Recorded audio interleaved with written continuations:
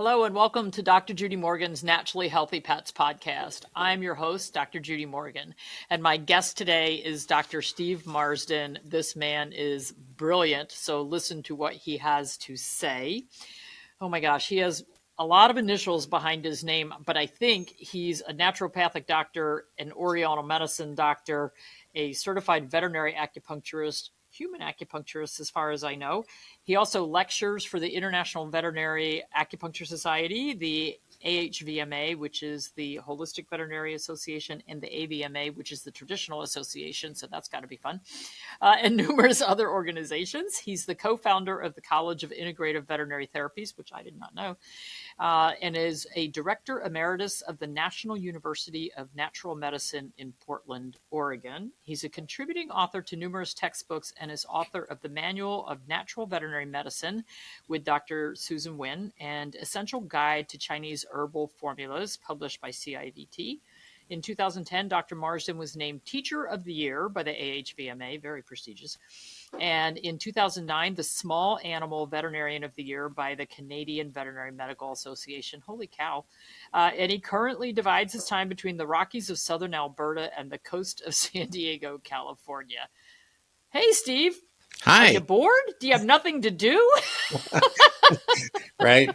How come I can't retire yet? That's the big question, right? So still have to get out there and I don't know. I still got to hustle every day. I don't think, even if we didn't have to, though, I think that you and I both have that personality of, we'll be sitting, well, I'm already gray haired, but, we'll be sitting. We're both mission driven. We're mission driven. Something like that. I think that's it. And we didn't even have in your bio that you have formulated a lot of herbal formulas for not even just one herbal company, but for many herbal companies that are providing herbal formulas for both people and animals. And that's amazing. Like, you have to be brilliant to do that. I don't do that. Oh, yeah. I would not put myself in the brilliant category, but actually, I love conversations with you. Oh, well, thank you. Well, I mean, so far as the herbs are concerned, I definitely favor formulas that have been around for, a couple of thousand years or several centuries. So those ancient masters, they did my work for me. All I do is find where their work adapts well today. And that's, so there you go. Well, it's very cool. So today, what we want to talk about is hip dysplasia and cruciate ligament tears using Chinese medicine. And I think this is a huge topic because we hear about cruciate tears so often. It's so common. I've even seen it. It's really, we used to think of it as a big dog problem, but I've even seen it in small dogs. And one of my cats tore a cruciate, which, not very common in cats. But there have been some, and I actually had one.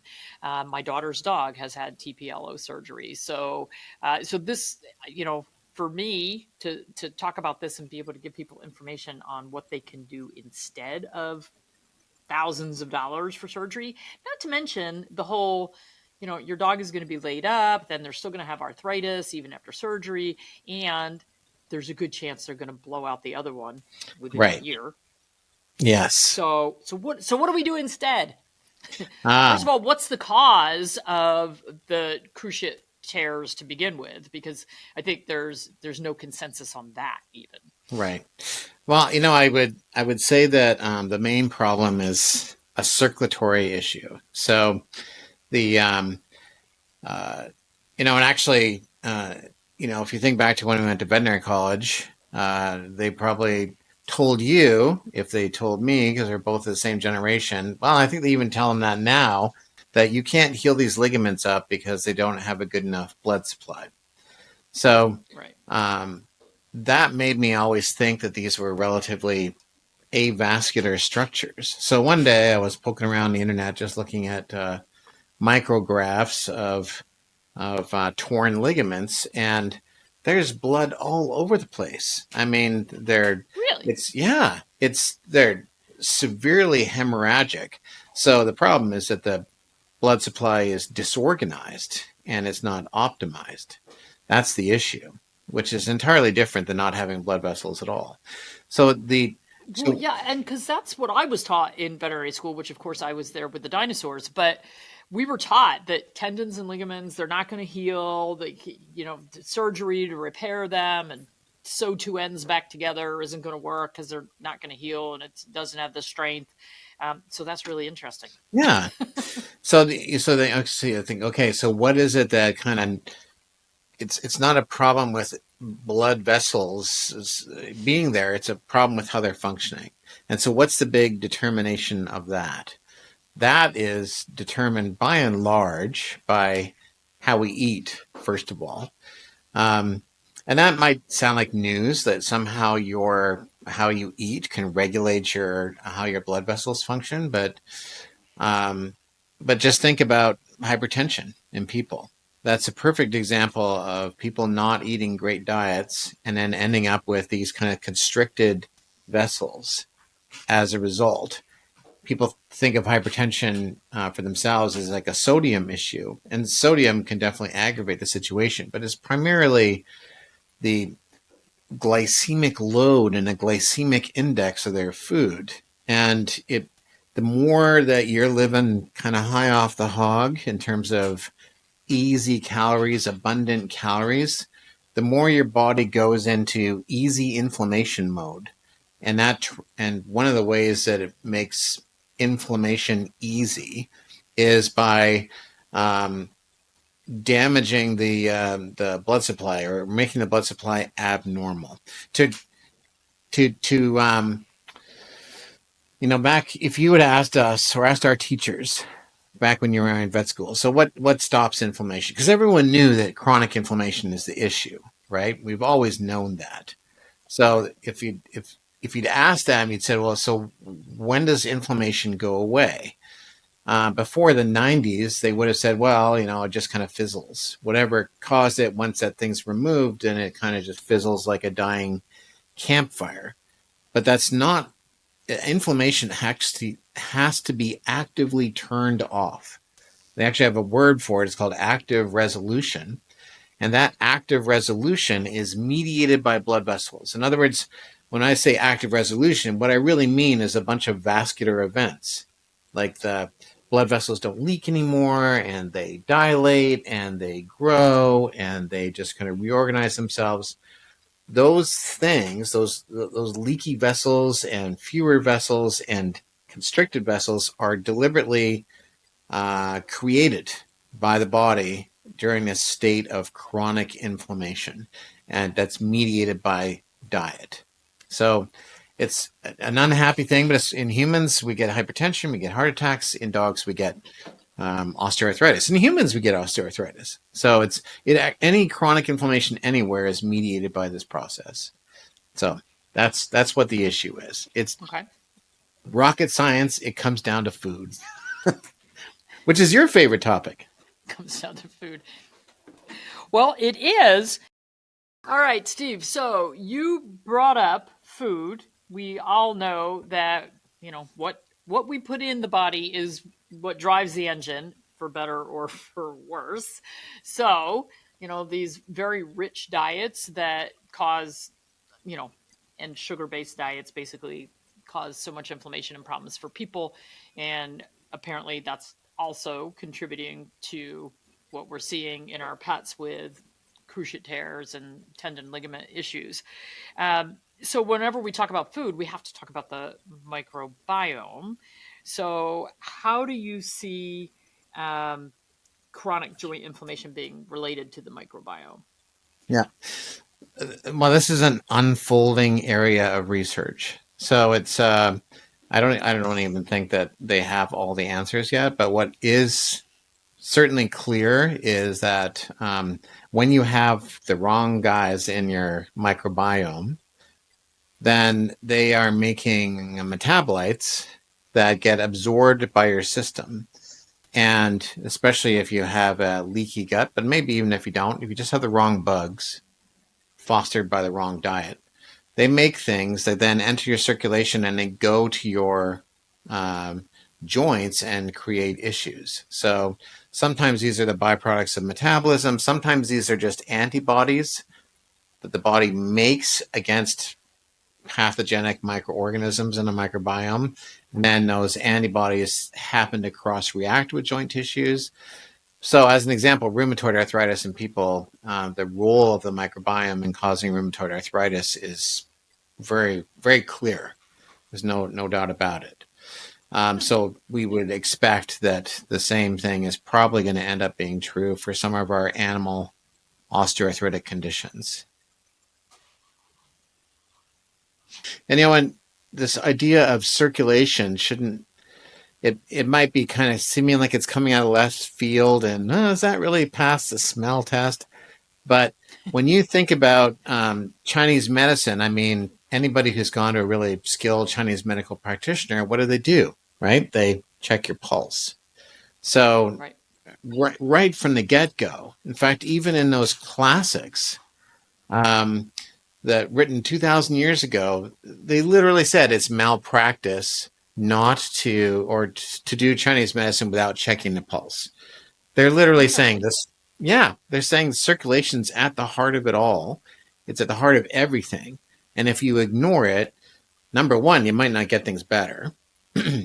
Number two, you might make things worse. Most side effects that I see from natural supplements, and even from drugs, are circulatory in nature. They're just a clash. An animal has, well, let's take an example, a dog with chronic arthritis. And people are told, okay, give Metacam every single day. Don't miss a day.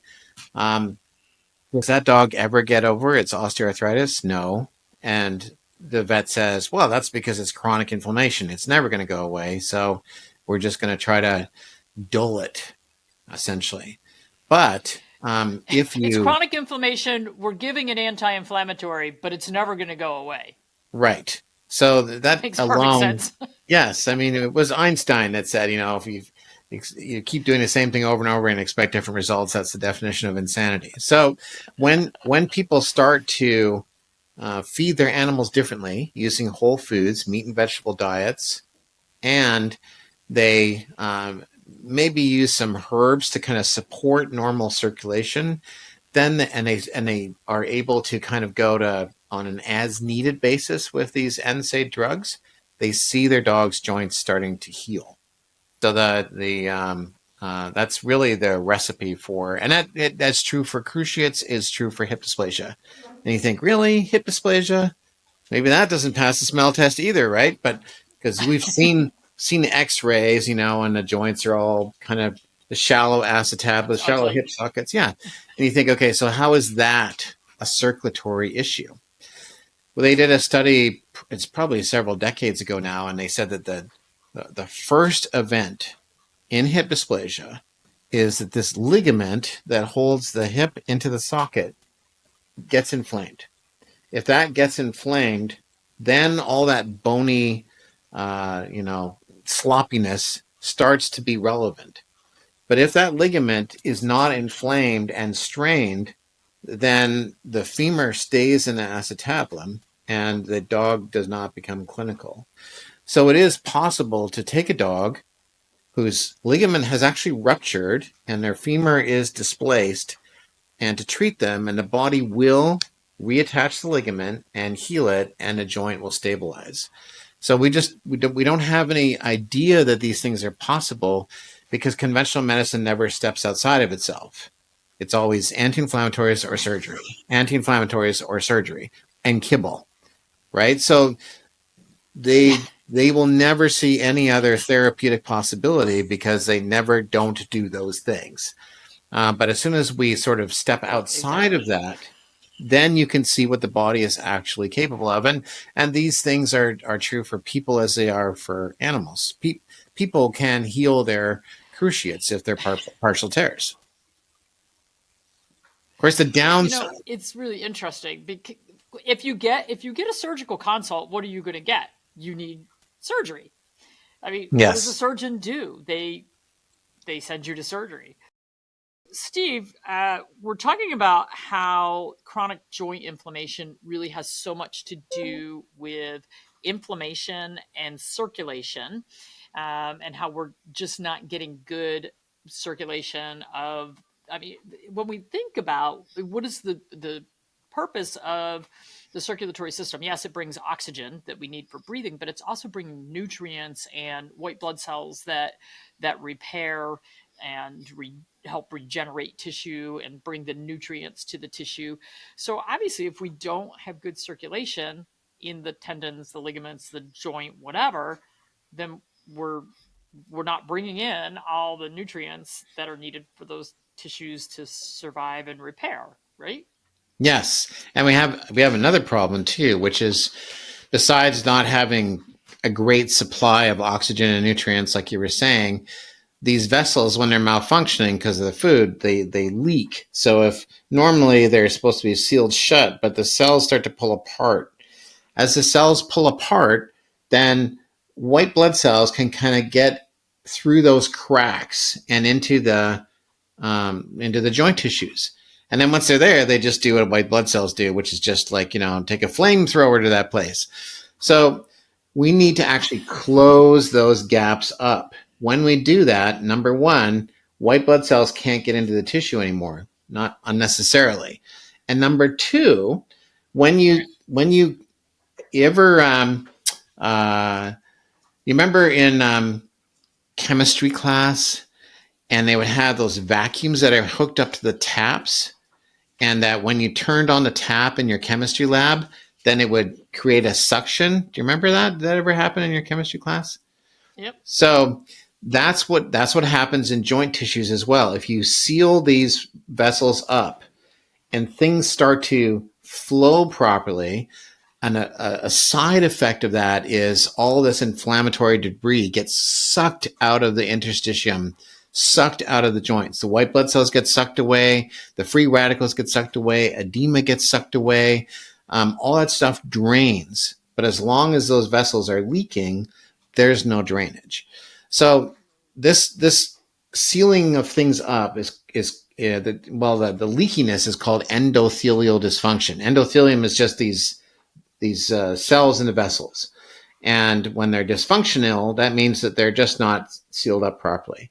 So we don't have drugs that fix that. There isn't a drug that fixes that. They've tried, but there isn't a drug that fixes that. But what has been found in the past 30 years is that the acupuncture you use and the herbs you use and that I use, that's how they're working. In other words, there are plenty of substances and plenty of things that can do that sealing effect. They're just not drugs. So lots of herbs, a lot of physical modalities like acupuncture, laser therapy, et cetera, CC loops. They have this influence on the vasculature that is missing from surgery and is missing from modern medicine. So, and diet, most of all, sets the stage for these vessels starting to function properly. But diet takes a while to kick in. So you want your dog to be better right away, right? So how are you going to achieve that? Well, if diet's kicking out over here and your dog is here, how are we going to fill this gap? Think physical therapies. If they're done well, which to my mind means somebody's checking the pulse, somebody's checking how the circulation feels. If they're done well, then that produces oftentimes an immediate benefit, for the first couple of days or something. So then we just have this multi-day or multi-week gap until the diet starts to kick in. So what are we going to fill that in with? We're going to fill that in with herbs and with drugs if necessary, right? We don't want to rip the rug out from under animals and have them be in crippling pain until these other things kick in. But we should start to check in each day. I mean, do you take Advil every single day? Even if you took Advil one day, would you just automatically take it the next day? Or do you wait to see how you No, feel? but that is this is the problem with well, you know what? It's a problem with the veterinary and the medical industry because it is so true. If you go to your doctor or if you take your pet to your veterinarian and you or they are diagnosed with arthritis, you are given an anti-inflammatory prescription and told to take it every day no matter what. Like nobody ever checks in to see, are we better? Are we worse? Do we still need that? Do we need the same amount? Do we need to add to that? Do we need to take away from that? And that's absolutely, unfortunately, the way medicine has just turned into this sort of extension of big pharma Yes. where we just it's like even prescription diets. Here's your Yeah. prescription for this crap food. You've got to feed this every day for the rest of your pet's life. Yeah. So I love this. I mean, Yeah. this is Well, amazing, and I like the leaky vessel analogy because I'm pretty sure that most people listening, we've talked about the microbiome and leaky gut so dang much. Like that is at the forefront of everything, mhm. and nobody talks about the leaky vessels. So I love this. Well, it's hugely important. And when I talk about drugs and say, we should try to use them as little as possible. Um, why is that? It's because there's an enzyme that seals up your vessels. The drugs disable the enzyme. So that's aspirin, any immediately plant derived compound. So willow bark, etc. Um, it disables that enzyme as well that seals things up. So it seems like willow bark's a bad idea, except that the disabling of that enzyme by willow bark is temporary. So it's reversible. And when we look at all the new drugs that have been developed, like Medicam, et cetera, and say, well, so what's so special about these? It's an irreversible damage to that enzyme. So that's important to kind of put an ice pack on the joints. But by irreversibly damaging that enzyme, they always stay in this leaky state. They never get a chance to get out of it. And so the irony is, the more you take an anti-inflammatory drug, the more doomed you are to waking up with inflammation the next day. And the secret to resolving this is to try to use those drugs on an as-needed basis, figure out what else is causing this, and then also put things in place that can kind of take away some pain, but without necessarily damaging that enzyme further. So give the body a chance to recover. And so that's where the herbs come in. Very cool. Yeah. Very cool. So, do you have specific herbs, or do you just put together all these combinations of things? Right. Well, so let's talk about a cruciate for a second. There are three kind of broad classes of herbs that we might use to heal a cruciate ligament. So the first is the most important, is one that counteracts this leaky vessel thing, this endothelial dysfunction. It must do that. So the one that I found works the best, they're all derivatives of a formula that's 2,000 years old called minor bupleurum. So when we use minor bupleurum specifically, we counteract that endothelial dysfunction. We are somewhat anti-inflammatory, so we do kind of take away some of what the drug is doing, but not by crippling that enzyme. We do it in a different way. So that's the first thing, is to kind of counteract leaky vessels and do something else for the dog that kills the pain besides just always, jumping on top of that one enzyme and keeping it so debilitated that they can never recover. Then there's a couple of other formulas or approaches you can layer in if needed. So in humans, to heal a cruciate, what they do now are so-called platelet grafts. So let's imagine that your cruciate is kind of pulled partially apart and there's a gap right here. What they will do is they'll go ahead and they'll put a bunch of platelets into that little cleft. And those platelets cause the collagen fibers to knit together. In other words, what is actually causing the problem? Why is the cruciate so hard to heal? It's not because it doesn't have blood. There's tons of blood. The problem is it's the only ligament in the knee where the platelets get washed away by the joint fluid. All the other ligaments are protected. If they get torn or they strain and platelets rush to the scene to fix it up, the platelets don't get washed away. But the cruciate ligaments, the platelets get washed away. And so that's why they're so hard to heal. So humans, they've gone ahead and created these grafts. In dogs, all we really have to do is make sure they have more blood. So you can give them so-called blood tonics that basically literally increase the amount of blood flowing through their vasculature so they can deliver more platelets to the scene. And yes, some will get washed away. But if you just keep pushing those platelets in there and keep improving the circulation to pull that off, they will eventually knit those collagen fibers together. So blood tonics, blood movers, and then this initial minor bupleurum formula, that's a recipe for success with cruciates, as long as you're feeding a real food diet. People just can't expect to heal their dog's arthritic problems by feeding kibble or canned food. Yeah. As I say very often, you cannot out supplement a bad diet. No, you can't. You can't. And you can't out drug it, and you can't out surgery it.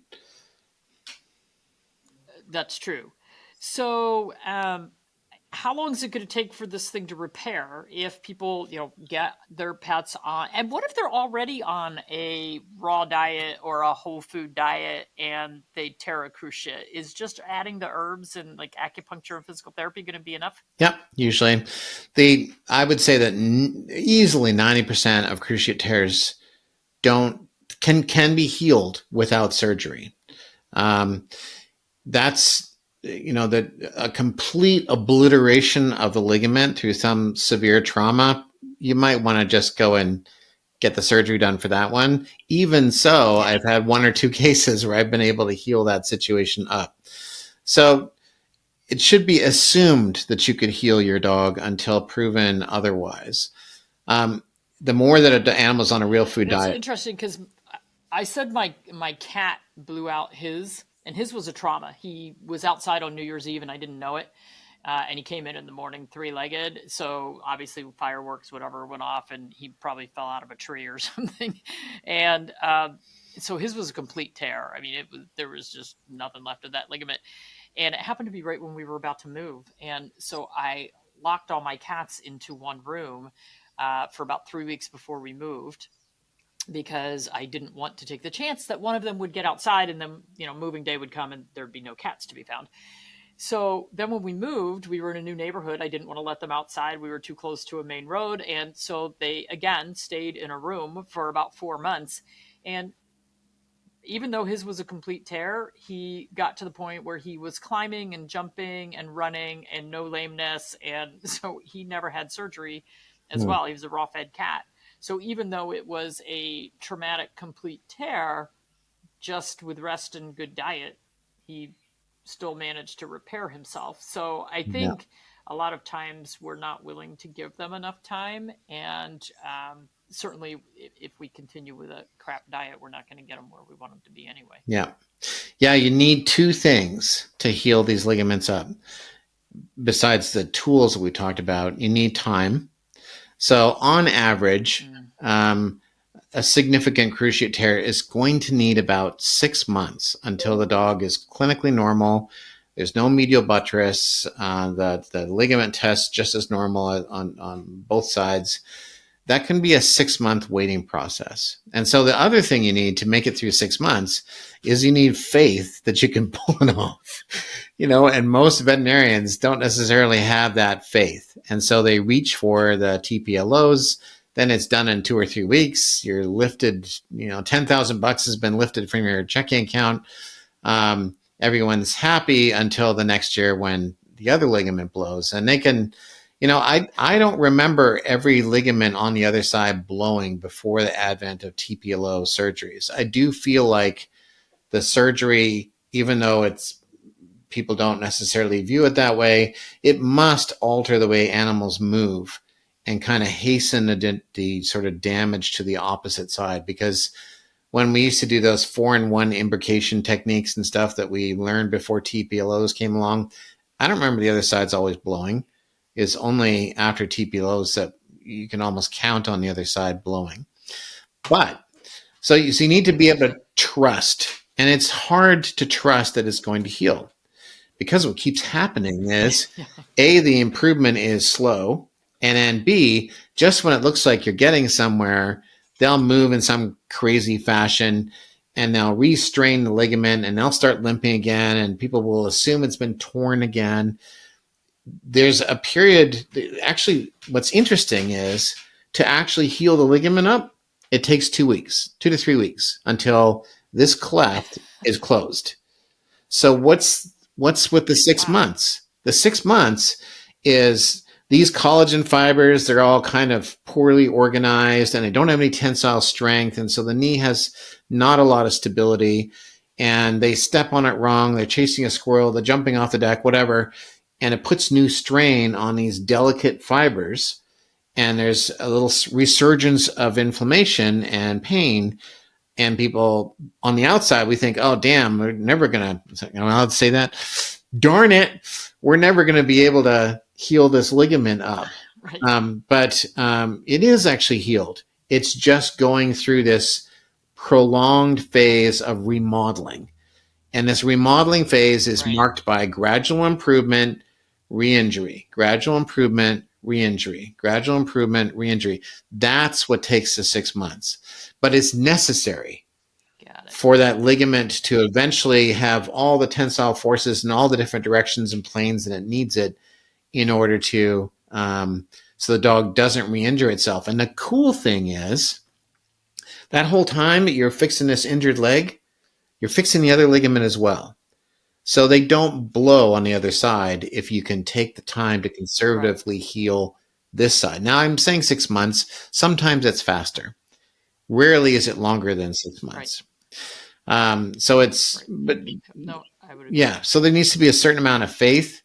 Sometimes that's hard to do when your veterinarian is not versed in these ideas and is just judging you all the time. So I appreciate the fact that it's difficult, but you'll save yourself $20,000. Isn't that worth 6 months? Like, it's, and your dog is not, your dog is not crippled in pain. They're living their life. They seem to be aware after a few weeks. They seem to be aware that the knee is more stable. And so even though they're limping and toe touching and not fully weight bearing, they're also happy. And their confidence returns because they can sense the stability. It's just a little uncomfortable. So we need to kind of follow their lead. Yep. Totally worth it. So good diet, herbs, physical therapy, acupuncture, chiropractic, all those things. We are out of time. I could listen to you all day long. So we didn't go in depth, but Steve formulated formulations for gold standard herbs. And so there's some great gold standard herb products that would be worth looking at. And Steve does have a website called AskDrSteveDVM.com. So you can go there and get more information. Steve, thank you so much. You are just brilliant wealth of knowledge. I appreciate everything you do.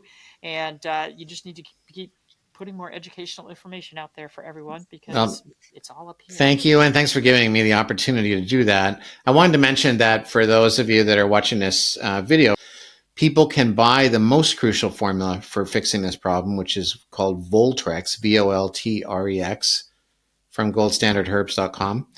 So if they're like, tell me the name of the formula, for God's sake, it's Voltrex. Okay, yeah, it's Voltrex. Yes. And we have information about it on our website. You can go to Gold Standard, and we will put links in the show notes. Steve, thank you for everything that you do. You are a blessing to pets and pet parents everywhere. Thank you. Just following your footsteps.